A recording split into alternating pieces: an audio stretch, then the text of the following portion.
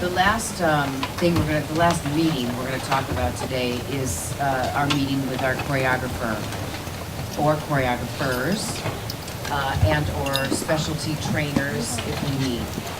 Okay, so the first thing, of course, we'll discuss again is the budget. And this will really, especially since Travis and I have a lot of knowledge about how much choreography costs, how much dancers cost, we're really helpful in this area, and we have a lot of knowledge about it. So we'll kind of dissect it and go through this and say, okay, in a show that's 3 hours long, and let's say there's 30 numbers, we want to have at least 17 to 20 of those. We want those to have dance in them. So that's a lot of numbers. So how many choreographers do we need? How many dancers do we need? You have to go through your script and figure out what's needed as far as styles. Do we need hip-hop dancers? Do we need all-female dancers? Do we need both? Because there's going to be partnering, like a man and a woman partnering. Like Jolene's show, do we need guys to dance in heels?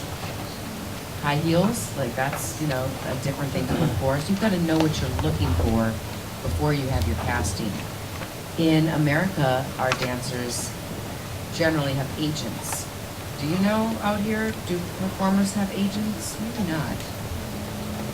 No? No. How do you find out about job opportunities then? Is it just word of mouth? Kind of like New York. I mean, New York, okay. we have agents in New York, but it's more theater, and there's a trade publication that you find out where the auditions are, what time. In LA, you have to have an agent to know. So generally what we'll do in LA at least is put together a casting sheet. You know, we'll call the agents or send the agents an email and say, we're looking for masculine guys, we're looking for feminine guys, we're looking for 2 female dancers. We need each dancer to be able to do hip-hop, partnering, jazz, technical, lyrical, whatever we need. We might even say acrobatics or gymnastics is a plus. We'll also give height requirements and, you know, ethnicity. If we want to have, you know, a certain percentage Asian versus a certain percentage American, or maybe some artists who are Asian don't necessarily want to have Asian artists because they want to do something unexpected, you know. Like, excuse me, Travis, but like for Jolene, Yeah. Jolene it was a big deal that she had dancers from LA. She wanted American dancers. So she wanted them to look more American, because we have a lot of great Asian dancers in LA, but you know, she didn't want us to hire those people because she wanted there to be a difference and for it to look more LA. And also because in the previous tour, she had all Taiwanese dancers. So she wanted to present, you know, all of the information in a different, probably unexpected way. You know, so we'll give sort of any height requirements. You know, we could talk about dates, availability, you know, make sure these dancers are available from this date to that date. Must have a visa. Must have a visa. We can give, you know, tentative budgetary things, like we're going to be able to pay each dancer this amount of money per week. We guarantee this many weeks. The tour will travel to these countries, just to give the agents as much information ahead of time so they can send the appropriate people to the castings. Because all that information will dictate who comes. Of course, you know, this is why budget is important, because in any actually of these fields, but since we're talking about dance right now, some artists pay their dancers very, very well. So of course all dancers want to get that job. Some artists don't pay their dancers as well. So not all dancers will go to that audition because they don't want to go away and be on tour for that amount of money possibly. So budget will dictate the talent you get. just like budget will dictate anything you get, whether it's lighting or set design. I mean, budget dictates everything. Okay, money makes the world go around. That clinking, clacking sound. Also, we mentioned this before, but just to get really specific, for Jolene, we were in LA and we were hiring dancers from LA, and Jolene was in Taipei. So we held the audition ourselves, but then of course we filmed it and we sent her and her team a videotape. So they could, not of everybody, because that's just boring, but of, you know, our top, I don't know, 20 people. choices or whatever, so they could pick their favorites, or we would, a lot of times we like to say, this is who we want to cast. Approve or disapprove, and if you disapprove, we'll give you more options. That's a good thing to remember. Always, you know, try to get what you want, and because you know what you need. And if they don't approve it, then you have backups, okay? So we did that, and like Travis mentioned yesterday too, it's also great to film these auditions, just because at a future point in time, you may need replacements. For Jolene, we've already replaced 4 or 5 dancers. The dancers at least, you know, and it's just been because of injury or illness, you know. The contract ran out, and then there's a new contract that starts, so some people just don't come back because they're doing something else. Right. So you want to just sort of prepare for that, because it's inevitable. Otherwise, you have to have a whole other casting. Which sucks. Which, you know, it just takes more time, more money. You got to rent the studio again. You got to get paid again. You know, it's just more cost effective if you can just have this one casting and be able to pull from it whenever needed throughout the entire process. And sometimes your client may not see that right away. You just have to help them understand it. You know, let them know, hey, I know you want 5 dancers, but let's train 6 dancers, and here's why. Yes, for a little bit of investment ahead of time, you can save so much money in the coming months if you need to replace somebody. Just be honest with them about why you want to do it, and most times they would understand your reasoning and approve it. And if they say no, that's okay too, and then at a later date, you might just have to have another casting and, you know, go through the process and the training again. Yeah. All right, now some of this, didn't we have a dancer in here, or some dancers? He was Yes. over there yesterday. This can also be, we're going to talk a little bit about that, because originally when we did this format, we thought we might have more performers in here. This could also pertain to singers as well, a little bit. So we just want to kind of take you through the casting process. It's always important for a dancer or a singer or an actor, whoever is auditioning for a role, to do their due diligence, to know what's going on. Who are you auditioning for? What is their background? You know, it's helpful if you know that we're directing, or if these people are choreographing. Know the background of these people so you can go in informed and make correct decisions, especially choreographers. You know certain styles, or you might want to research some of the work that they've done so you can get an idea of what they look for in dancers that they hire, okay, by looking at past work. You also want to dress the part. This is a big difference that we see between New York and LA. In LA, people generally come to auditions looking the part, meaning if we're hiring for, say we're choreographing a show and it's the disco ball and everything is disco music, people in LA will come to that audition with afros and rainbows and boas and fishnets, and they'll come looking the part. And it's so helpful. Now in New York, we've had to cast in New York. Dancers in New York tend to come in leotards and tights, and which it's fine. And we can see who's good and all that, but sometimes clients, they can't see through all that. Oh, well, her hair's not right. Yeah, but all we have to do is curl it, or put a wig on it, or dye it, or put it in a ponytail, or whatever it may be. We can kind of see that, but it definitely helps clients to see it. It'll give you a better chance. If you're the one auditioning, come looking the part, whatever that part may be, okay? If you don't know what it is, try and ask. Ask if you have an agent, you can ask your agent to call and say, but a lot of times if there's a casting call, they'll tell you how to dress or what they're looking for. So generally what we do at a dance audition is we'll have a sign-in sheet and people will come in, they'll sign in, we'll ask for just simple information that is always important, name, a way to contact them, whether it's your number or through an agent. We'll oftentimes ask what their height is, because height is really important, especially when you're working in a live show with an artist.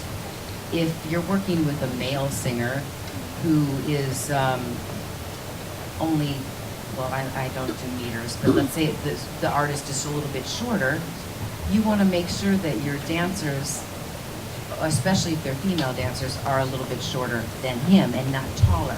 If the girls are going to be in heels, you need to make that adjustment too. You know, you can't have a girl that's 5'5" in heels, then she's going to be 5'8", and you know, you have to do the math. And unless, of course, you want everyone to be taller, generally you kind of want the artist to be The focal point. the biggest one, the tallest, the, you know. Okay, so height is a big thing. We always ask for that right off the bat. What's your height? Everybody lies, so it's all up. And your height also, yeah, very true. Your height also is important because oftentimes we like to bookend Yeah. cast. So if we get one girl who's 5'2", we want to find another girl that's 5'2", so they can book in.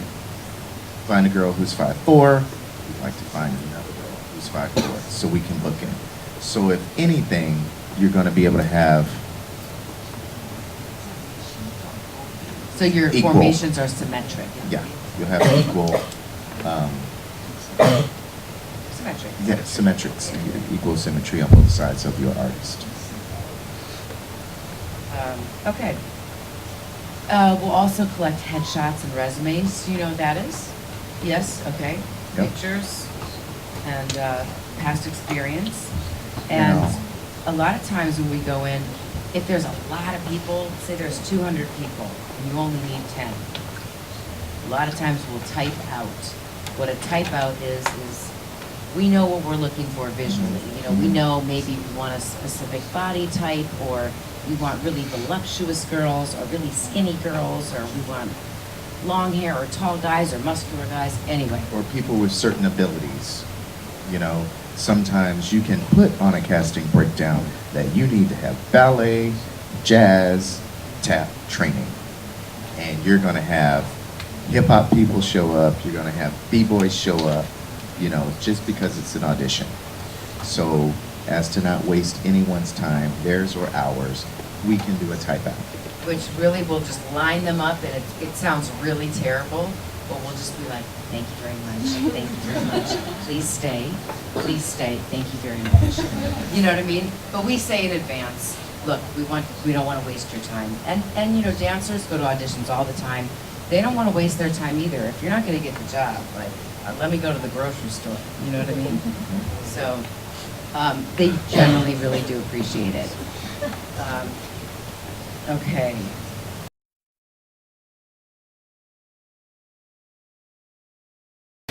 So we're going to move forward now to our production design meeting. So this is the first time we're really going to sit down with our production designer, who is to us one of the most important people, especially who's very helpful and collaborative during our script writing process. So the first thing we'll do with our production designer, if we have the knowledge of the budget, you won't always, but you know, let them know what our budget is for production design. You know, we don't always know what this budget is. A lot of times they won't tell us what the budget is, so we just kind of move forward with our wish list, and they either say yes or no. And of course, you start with the big ideas. You start with, you know, you're going to start with your opening number and what you think is going to be really impressive. You know, this is all subject to change. You just start with your wish list. You sort of start broad, and then you edit and condense as needed. And so oftentimes we'll start with what we know we've got to have, which is an opening that's really memorable and sets the tone for the show. And any special things that will need some time consideration to create. You know, things that are built, things that need to be developed. If something needs to come from a different country and it's going to take some time for shipping, try to get those things solidified right away so we can use up the time as well as any budgetary constraints you may have. And in addition to letting them know your kind of big items, your big wish list, you also want to just discuss, let them know what your venue size is. You know, is this tour going to be in arenas, or is it going to be in stadiums, or is it going to be in smaller theaters? That's a real important starting place, so you know what the scope or size of your show is going to be. Once you not decide on your venues will be pretty much decided by your, producer, whoever hired you. That will already be in existence. So once you communicate that, then you want to just discuss what restrictions any of those venues might have, such as, Travis and I had this great idea to have everybody descend from the ceiling in the opening number, but the ceiling height isn't high enough in the venues we're using. Then that's when our production designer will say, oh, I don't think that's a good idea. I don't think we're going to be able to do that because we don't have enough ringing points. Okay? So but to you maybe, talk about restrictions. And to maybe add to what Stacy said, we've had that happen to us before, where we can then have the production designer suggest maybe that's a video that you shoot instead of having people do it practically. Maybe we go into a green screen studio and we film the people descending to the stage as you've imagined, but it can just be in video. And then it's maybe a cheaper way to do it and an easier way to do it, but still have the idea. Yeah, your production designer will be really good at guiding you and telling you what's possible and what's not possible. And also, hey, this isn't possible, but we could try this. They're really good about kind of helping guide you in the direction you're moving forward.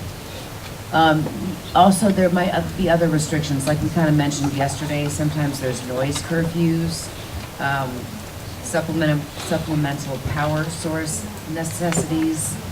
There's lots of different things that come into play with your actual venue. So discuss your venue first, then you'll know how big of a stage you can have. So once you know that, then you can talk about the actual stage. Now, like we told you before, sometimes we are not in control of what the stage looks like. We always hope to be. We always hope to be able to design the stage. So a lot of times we'll do our own little drawings on scratch pieces of paper, and we'll show our production designer. Then they can kind of finesse it and tell us what's possible, and then come up with a bigger, more professional rendering, which is just a professional drawing of what we're talking about that we can share with the artist and the rest of the team.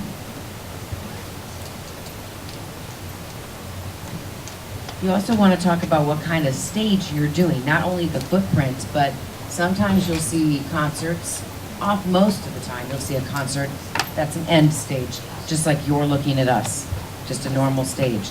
Sometimes you'll see a stage in the round, okay? Meaning the stage is in the center of the audience and the audience is all around it. So you have to decide what's best for your artist. That can also depend on what kind of show you're doing. A lot of times, more singer, songwriter, musicians, they like to do in the round because it kind of can be more intimate. You can get closer to your fans, and there's not as much production value.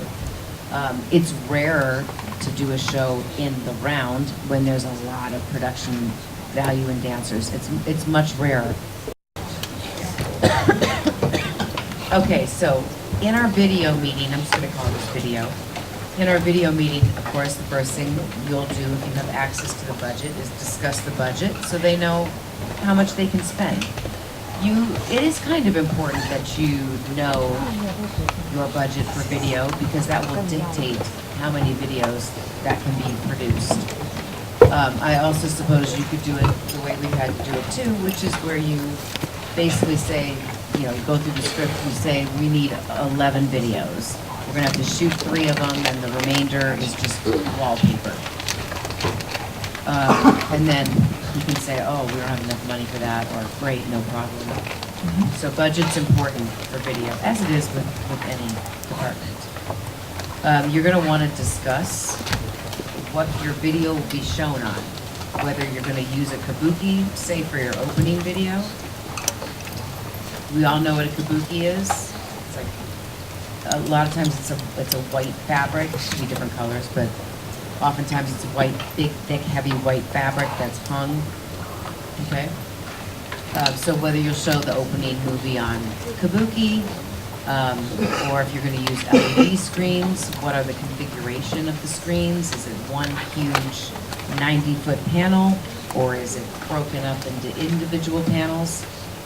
It's important to know that because the video will have to be sized to fit the proper panels.